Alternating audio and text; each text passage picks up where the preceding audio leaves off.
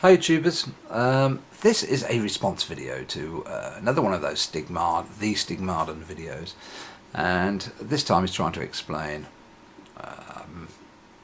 God, I suppose, how he believes in the Spirit of God, and we'll get on with it. It's not actually addressed at me, and in this video, in the original, it was really talking to a blank screen. It was just his computer screen that came up. So I have in fact added a few little pictures just to make it a bit more interesting, because otherwise it's a bit dull. Well, hopefully that's okay. Anyway, let's get on with it and let's listen through it, because it's quite interesting.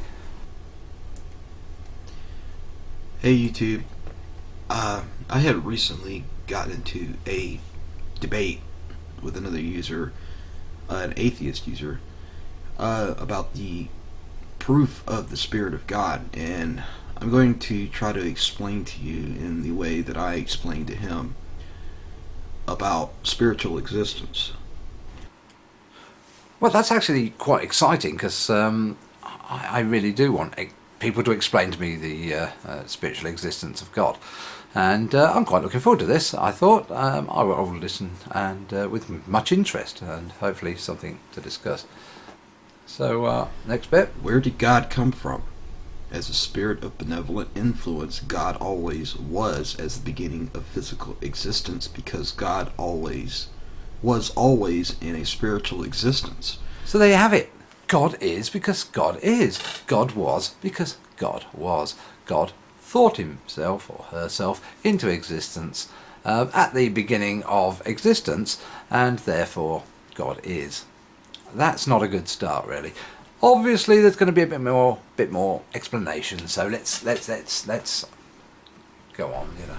Okay, only atheists believe that something comes from nothing. They believe in this theory that out of nothingness an explosion occurred, creating molecules, gases, and all matter of elements. So there you have it. Yes, atheists believe nothing comes from nothing. After that first statement, no, I don't know any atheists that think something came from nothing. Obviously, we're starting to talk about the Big Bang theory. The Big Bang is so called. It's been a coined phrase, but it's more of an expansion, a proved expansion of space, and it has been proved through scientific experiment, etc., and redshift. I'm not going to go into that, watch a video on it, but it's an explanation for something. But from nothing? No, there must have been a concentration of something. I don't know what. I'm not an astronomer, to be honest. I'm not really into astronomy. It doesn't interest me in the same way that sort of the evolutionary sciences and the biological sciences do. However, it's a good explanation, and I've seen the evidence for an expanding universe, and the evidence is very good. So let's carry on to the next bit. Theists believe that God's spiritual influence impacted physical existence by manipulating the essence of its form through influence. Like if someone told you a joke and it made you bust out laughing, the influence of the humor in the joke affected your physiology.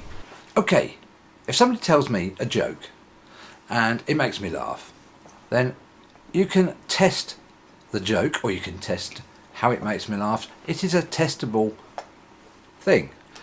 We know jokes make people laugh. It doesn't really, I can't see the connection between telling a joke that makes people laugh, which is a testable thing, and the existence of God, which is not. Now, I'm going to go on to some deeper insight. All of life in its creation has the evidence of intelligent design. The more complex something is, the more intelligence it takes to design. The laws of nature are nothing without its laws. Therefore, there must be a lawgiver to have laws of nature. You don't seem to grasp the aspect of spirituality and its impact on the physical realm of existence. I'm afraid you don't seem to have grasped the reality of evolution. From simple things, complex things can evolve. And quite often, if you were to look at something like an archway, for instance, to look at that archway, you'd say, well, you take a piece out the top and the whole thing falls down, the whole thing doesn't work. It's only when you go back and see the scaffolding that was in place before that last stone was put in that you realise this complex thing was in fact quite simple. It's built up from earlier ideas, earlier things. And intelligent design doesn't need to be intelligent design. Everything's based upon something else before it. There's lots of examples. If you go into, as I said before, things like planes. We don't go around in the Wright brothers plane, do we?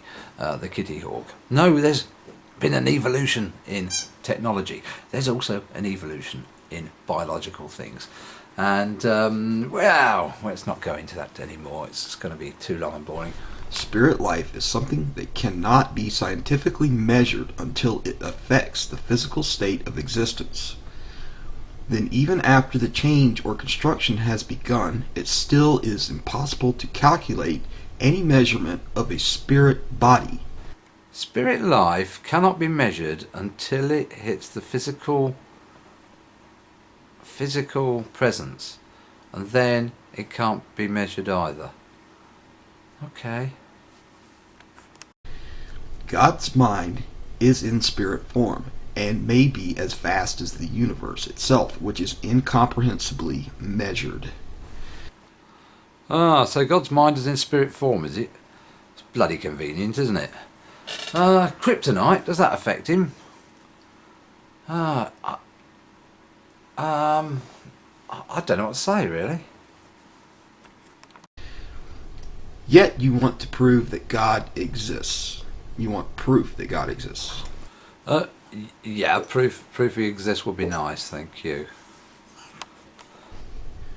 The impact of God in the world today and the excessive amount of spiritualism, along with historical facts recorded throughout the history of the world, has shown that the God of Abraham, or Yahweh, or the Father of Christ, which is the same God. Let's not forget Jehovah and Allah and Baal and a few others. I think they're the same one. Anyway, carry on. Is the only true God, and Jesus is the only begotten Son.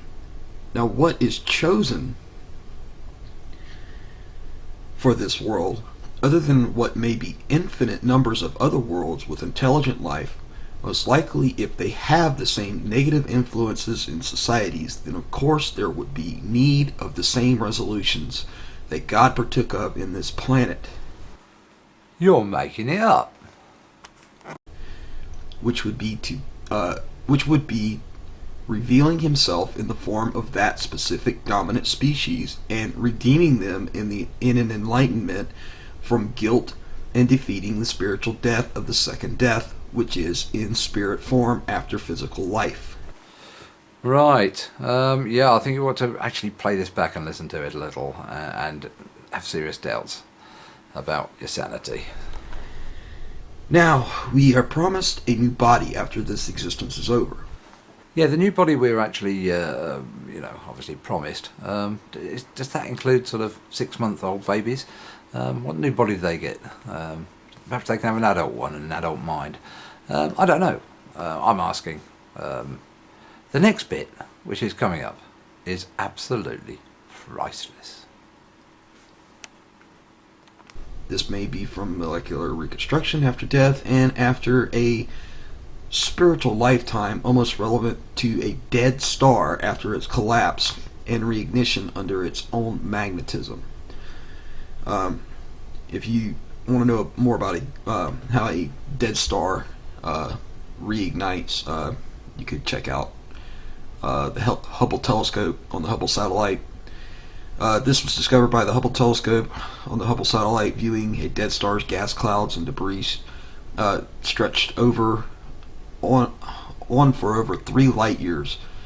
Watching it ignite like watching flint rock spark in a jumbled bag, crushing together with flammable gases, igniting a resource of fuel that has condensed itself over time and weight causing an explosion like what would be 100 billion mega-SAR nuclear bombs, if you could imagine that. Sorry.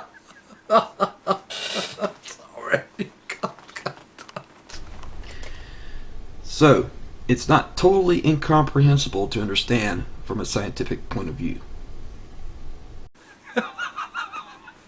No, no, I understand. I understood every word, honestly.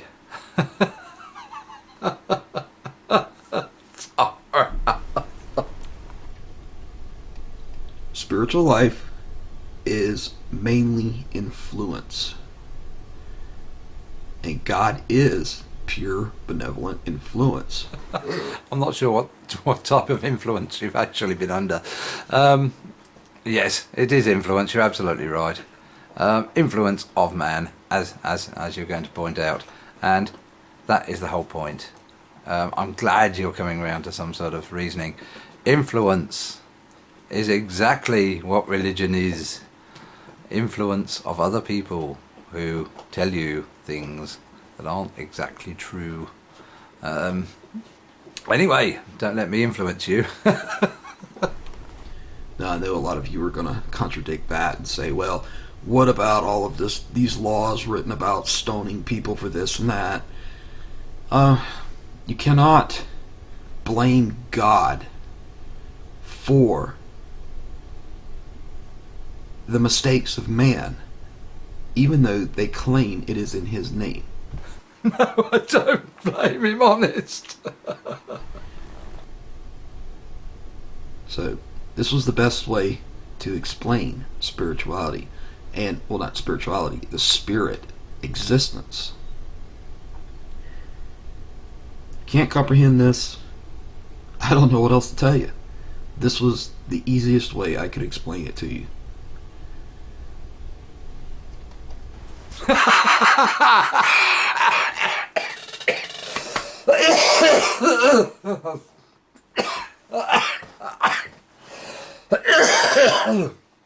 Oh God, that was funny. I've given up smoking.